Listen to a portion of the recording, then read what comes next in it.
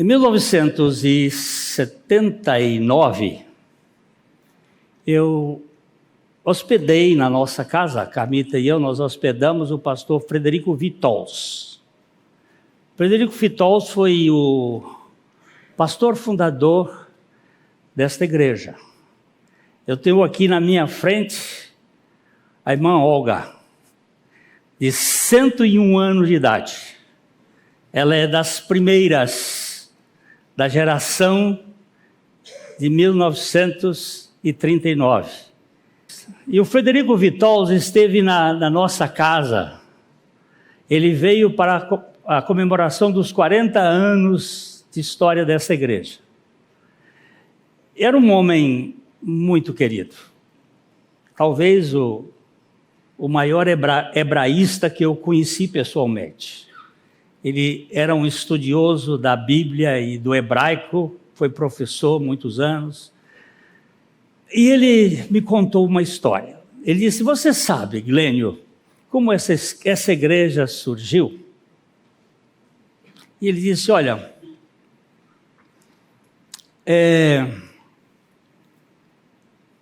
um casal de índios, ali de São Jerônimo da Serra, esse casal tinha estudado num colégio jesuíta que havia por ali. Eles eram caigangues. Eles estudaram até uma certa escolaridade e eles catavam café. Vocês se lembram que o norte do Paraná, ele surge na veia do café. E esse casal estava catando café numa fazenda na região de Rolândia. E quando eles estavam ali trabalhando naquela fazenda, a mulher viu um baú na casa da senhora onde ela estava trabalhando. Ela olhou para aquela senhora, falou para o marido: olha o baú do sonho. Ela tinha tido um sonho de um baú, e que dentro desse baú tinha um livro de capa preta. E ela falou para o marido: olha o baú do sonho, é esse aqui. Aí chegou para a mulher e disse: senhora, por acaso a senhora tem um livro de capa preta dentro desse baú? E a mulher fez o sinal da cruz e disse: cruz credo, eu tenho sim. Mas o padre disse que esse livro era um livro apócrifo, que era falso. É uma Bíblia de um protestante que me deu. E eu não podia ler esse livro, porque ele só tem 66 livros. Ela disse: a senhora me vende esse livro? Ela disse: não, eu te dou. Eu quero tirar essa praga de dentro da minha casa. E ela pegou o livro, fez a catação e sumiu. E desapareceu. Isso foi por volta de 1936, 36 para 37. Lá pelo ano de 1938, eles apareceram na Igreja Presbiteriana Independente da Rua Mato Grosso. E lá eles compareceram perante um pastor preto. Quem era o pastor preto? Pastor Jonas Dias Martins, com a Bíblia na mão. Quem tinha feito a dedicatória? O pastor Jonas para aquela senhora.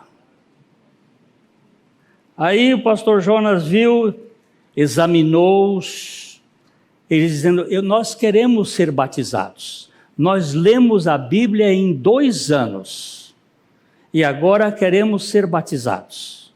O senhor nos batiza? E eles examinou bem. O pastor Jonas era um homem de uma nobreza fantástica. Quem não o conheceu não pode entender o que eu estou dizendo.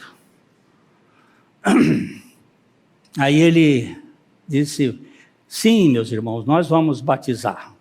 Ele pegou um copo, chamou os presbíteros e foi para batizá-lo. E aí, quando ele veio com o copo, eles falaram em caigangue um com o outro, e depois viraram para o reverendo Jonas e disse, mas nós vamos entrar nesse copo?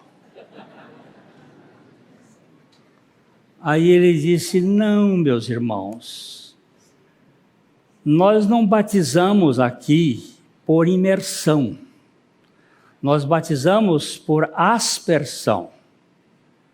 Eles disseram, mas pastor, nós queríamos ser batizados como Jesus foi batizado. E o reverendo Jonas disse, olha irmãos, aqui em Londrina não há nenhuma igreja imersionista. Não temos nenhuma igreja que batize por imersão. O batistério chegou aqui. Obrigado. Esse é o batistério dos nossos irmãos presbiterianos e outros mais. Não tem problema vamos discutir isso, não. É só para lembrar. Eles tiveram uma compreensão do texto bíblico. Aí o reverendo Jonas disse, irmãos, vocês querem ser batizados por imersão? Eu vou escrever uma carta para um pastor amigo meu que mora em Assis, pastor Frederico Vitols. E vocês vão lá e com esta carta que eu vou apresentar, ele vai batizar vocês. E eles então foram a pé, de Londrina até Assis. São 125 quilômetros. É 200 quilômetros, porque era muito curvento, né? Chegaram na casa do pastor Vitols, se apresentaram. O pastor Vitols examinou-os, viu a carta do pastor Jonas, ficou com eles uns 2 dias, levou a igreja fez a profissão de fé deles, batizou-os.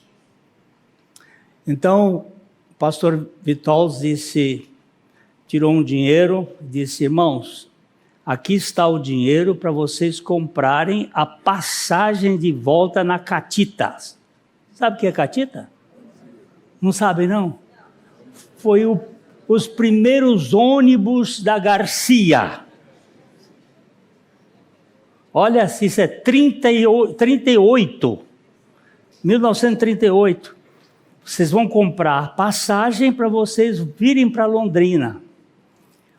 Eles falaram em caigangue um para o outro, aí fizeram um troco e disse, pastor, aqui está o nosso dízimo. Uau!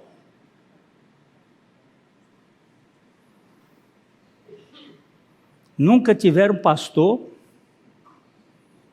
para instruir, só lendo a Bíblia.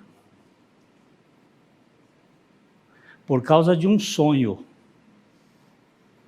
Aí eles vieram, o pastor Vitols disse assim, meus irmãos, ele chamava-se João e ela Maria. Eu não consegui o nome deles depois, porque quando eu fui conversar com o pastor Vitols, ele tinha morrido. Ele morreu logo depois.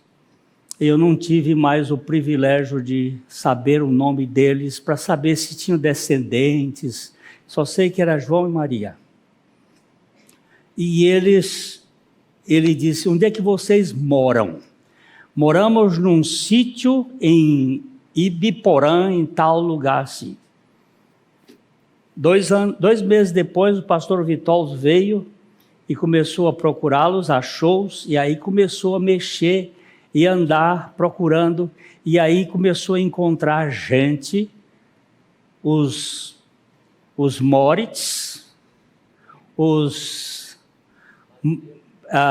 Teixeira, Juvenal Teixeira e a turma dos Teixeira, e encontrou uma turma lá dos Moreno, que vinham de vários lugares, de Minas, de São Paulo, de Santa Catarina. Eu sei que vocês viram 59,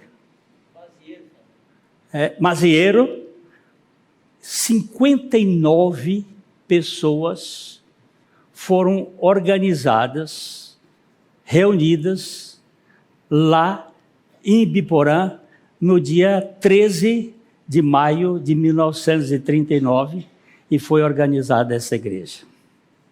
Ela ficou em Ibiporã por cerca de um ano e veio para cá, ficou um tempo na Mato Grosso, ali com Maranhão, depois foi para Rio Grande do Norte e de lá para cá.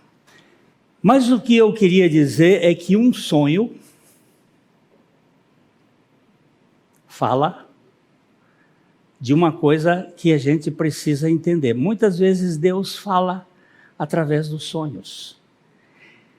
Aquela mulher e aquele homem leram a linguagem inspirada de Deus. Por este conhecimento, por essa leitura, eles conheceram aquele que é a linguagem final, que é Jesus Cristo.